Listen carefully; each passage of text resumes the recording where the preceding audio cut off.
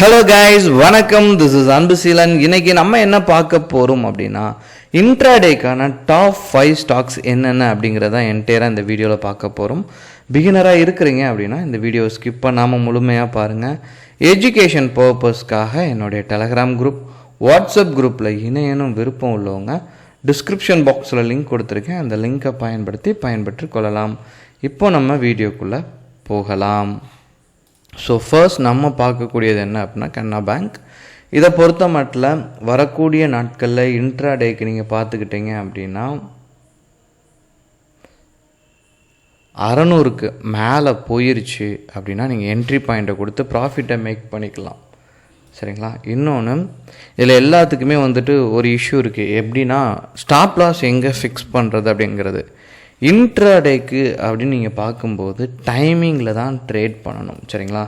Maximum waiting டைமே 15 minutes தான். நிறையா பேர் என்ன பண்ணிடுறாங்க அப்படின்னா, ட்ரேடு எடுத்துகிட்டு லாஸ் ஆகிடுச்சு அப்படின்னா ஈவினிங் வரைக்கும் வெயிட் பண்ணுறாங்க. அந்த பழக்கத்தை கண்டிப்பாக நீங்கள் ஸ்டாக் மார்க்கெட்லேருந்து தவிர்த்துருங்க.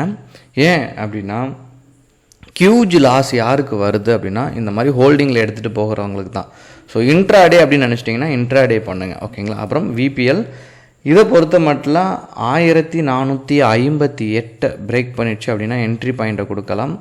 இந்த ஸ்டாக் நான் இப்போ ப்ரீவியஸாக காட்டின ஸ்டாக்கும் சரி, இந்த ஸ்டாக்குமே ஒரு ட்ரெண்டை பிரேக் அவுட் ஆகி போயிட்டுருக்கு. இங்கே நீங்கள் பார்த்தீங்க அப்படின்னா ஒரு சஸ்டெயின் ஆகிருக்கு. சரிங்களா? இந்த இடத்துல ஸோ இன்னொரு பிரேக் அவுட் இருக்கும். ஏன்னா ஸ்லைட்லி சிக்ஸாக் போயிட்டு திரும்ப மார்க்கெட் மேலே போகிறதுக்கான பாசிபிலிட்டிஸ் தான் ரொம்ப அதிகம்.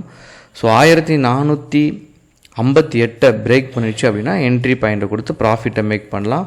மூணாவதாக பார்க்கக்கூடிய ஸ்டாக் என்ன அப்படின்னா டிஎல்எஃப்.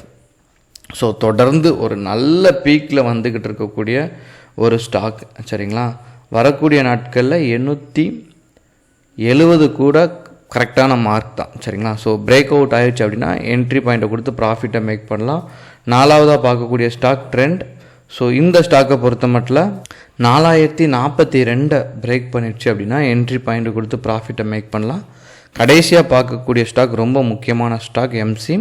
ஸோ இதில் ஒரு ஜிக்ஸாக் மோட் ரொம்ப கிளியர் கட்டாக போயிட்டே இருக்குது. சரிங்களா? ஸோ ஒரு பிரேக் அவுட் ஸ்லைட்லி இது ஒரு அப் ட்ரெண்ட் மோட்.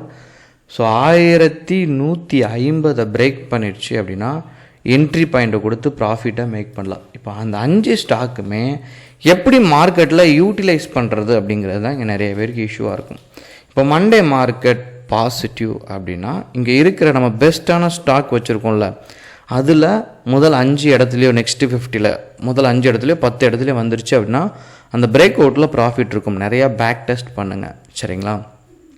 இன்னொன்று நெகட்டிவில் போகிற ஸ்டாக்கும் நிறையா இருக்குது. ஏன்னா மார்க்கெட் அவ்வளோ ஸ்ட்ராங் இல்லை. ஸோ உங்களுக்கு தேவை அப்படின்னா கமெண்ட் பண்ணுங்கள். தொடர்ந்து நெகட்டிவில் இருக்க அதுவும் ஸ்ட்ராங் ட்ரெண்ட் கன்ஃபர்மேஷனில் இருக்கிறத நான் கொடுக்குறேன். மார்க்கெட் என்றைக்கெலாம் நெகட்டிவில் போதோ அந்த தருணத்துலையும் நீங்கள் அந்த பர்டிகுலர் ஸ்டாக்கை யூஸ் பண்ணலாம். அது வேணும் அப்படின்னா கமெண்ட் பண்ணுங்கள், நான் வீடியோ உங்களுக்கு போடுறேன். ஸோ இதில் முக்கியமாக இம்பார்ட்டண்ட்டான விஷயம், நீங்கள் ஆப்ஷன் பையிங் இதில் ஆப்ஷன் பண்ணுறீங்க அப்படின்னா ஆப்ஷன் பையிங் பண்ணுறதுக்கு பதிலாக செல் பண்ணுறதுக்கு தயாராகுங்க. இங்கே நிறைய பேர் என்ன அப்படின்னா கரியரை பில்ட் பண்ணணும் அப்படின்னு நீங்கள் நினைக்கிறீங்க. நல்ல விஷயந்தான். ஆனால் என்ன அப்படின்னா வரக்கூடிய இடத்துல ஸ்டாக் மார்க்கெட்டில் ரிஸ்க்கை கம்மி பண்ணணும். சரிங்களா? ஃபர்ஸ்ட் நீங்கள் எடுக்கக்கூடிய டிசிஷனே ஸ்டாக் பெஸ்ட்டாக இண்டெக்ஸ் பெஸ்ட்டான்னு பார்க்கும். சரிங்களா? இது ரெண்டுமே நல்ல அனுபவம் வந்த பிறகு நீங்கள் டிசைட் பண்ணணும். சரிங்களா? ஸ்டாக் அப்படின்னு வந்துட்டிங்கன்னா ஆப்ஷன் பையிங் பெஸ்ட்டாக செல்லிங் பெஸ்ட்டான்னு பாருங்கள். செல்லிங் தான் பெஸ்ட். சரிங்களா? இதில் வந்துடுங்க. செல்லிங்கில் இன்ட்ராடே பண்ணுறது நல்லதா, ஸ்விங் ட்ரேடிங் பண்ணுறது நல்லதா, அடுத்த லெவல்.